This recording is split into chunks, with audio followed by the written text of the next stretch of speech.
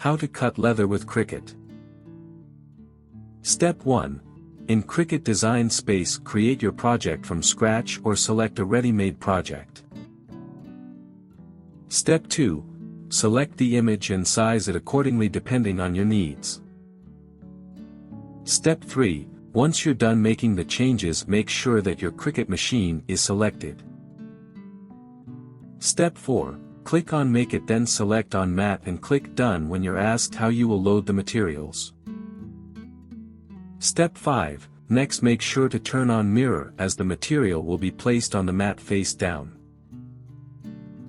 Step 6. Click Continue, wait for the presets to load, then click on Browse All Materials.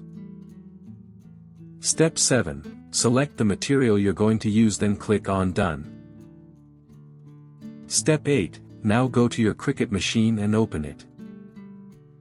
Step 9. Place the leather face down on a strong grip mat. Step 10. Move all the star wheels all the way to the left and load the mat into the machine. Step 11. Press the up and down arrow button to load, then press the start button. Step 12. Once it finishes cutting the design, press the up and down arrow button again to unload the mat. Step 13. Remove the cut from the mat and complete your project.